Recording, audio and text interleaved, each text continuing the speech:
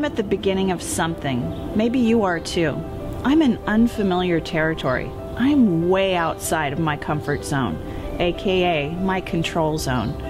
I want to go back because I'm afraid of what's ahead. I'm afraid of the unknown, but I can't. At this point, I'm committed. I have only two options.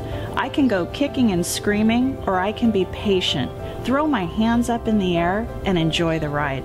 I think this is exactly what King Solomon, the preacher, was talking about when he penned Ecclesiastes 7:8. Better is the end of a thing than the beginning of it, and the patient in spirit is better than the proud in spirit. Put this verse in context. Solomon is nearing the end of an incredibly extravagant life. He pursued it all, he had it all. Power, wealth, women, business savvy, intellect. He makes the megastars of our day look like mere mouseketeers. The preacher approaches the podium. He clears his throat to speak. The audience is silenced. It's so quiet you can hear a pin drop on the dusty stadium floor. The man that had it all is about to help us make some soul-searching sense of what really matters in life. Hush the crowd, silence the background noise, quiet the random thoughts racing through our minds. Lean in to hear hindsight wisdom, the most powerful wisdom of all. Vanity of vanities, says the preacher. Vanity of vanities, all is vanity. All is havel, which means a vapor, a breath. Some translations say meaningless. Everything is meaningless. Here today, gone tomorrow. One giant heap of so what? Talk about a buzzkill. Did you hear that? That was the air being let out of my boastful pride of life tires. Promotion at work? So what? Moving on up with the Jeffersons? So what? Got a blog? So what? New house? So what? Mega retirement portfolio? So what? Approval of men? So what? My kid bumper sticker? So what? Recognition? So what? Perfect size whatever? So what? Chief women's mucky muck? So what? I can't tell you how many times I've heard the preacher's sermon, and yet I continue to pursue filling my life up with things that, in the end, don't matter. Now hear this. It's not the things that are in themselves good or bad. It's that we use the things, curiously similar to idols, to make us feel worthy, full, and satisfied. The preacher is giving us a running head start to see the other side of that dead-end path. You're chasing a high that is like a breath. Breathe in, exhale, it's over. All that work for what? Ecclesiastes 12:13. The preacher concludes with this. Let us hear the conclusion of the whole matter. Fear God and keep his commandments, for this is man's all. Way to bring it full circle, preacher. The credits are scrolling on the big screen. It makes me want to jump to my feet and applause. He brought it home with this simple conclusion. He tells us where the all is. If you want my cup runneth over kind of living, it begins and ends with fearing God. What's it mean to fear God? Let's look closer at the Hebrew verb used in the text, yareh.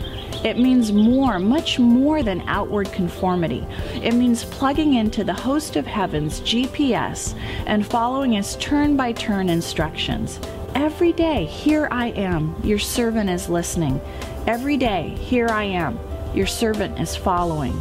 Every day, here I am, your servant is obeying. The preacher is telling us that it's the everyday trust walk that leads to life's ultimate joy and satisfaction.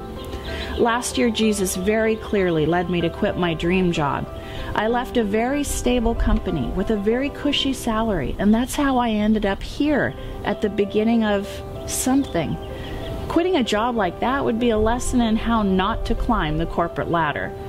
I didn't quit on a whim. It was a long, prayerful, and gut-wrenching decision. It was made in tandem with the two leading men in my life, Jesus and my husband Dave. The more we prayed, the more it became clear that this was the right direction for our family. So I resigned.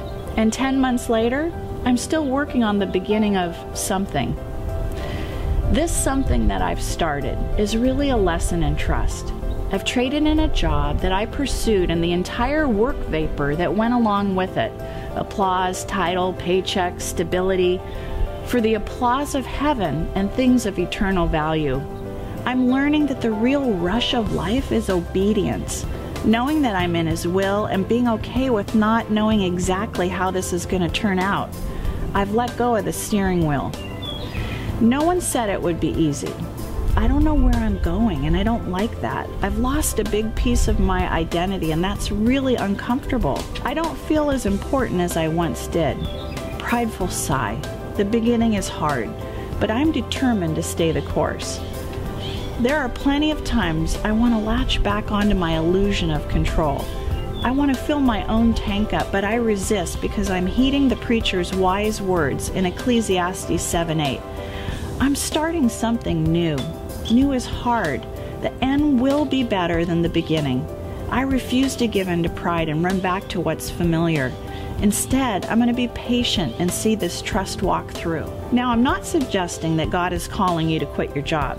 That's what God led me to do. What I am saying is that you need to prayerfully pay attention to whatever it is you might be pursuing that's empty. Drop that thing like a hot potato and just become willing.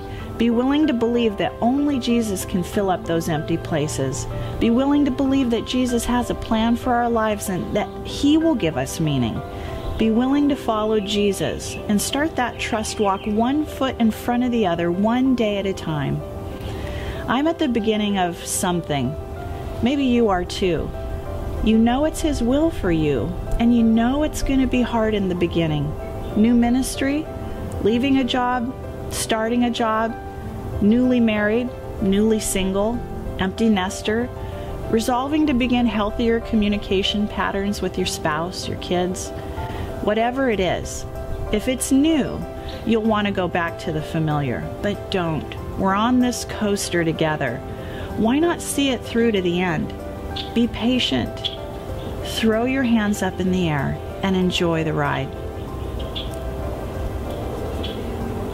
Want to go deeper on today's topic? Download the study guide and don't forget to share the joy.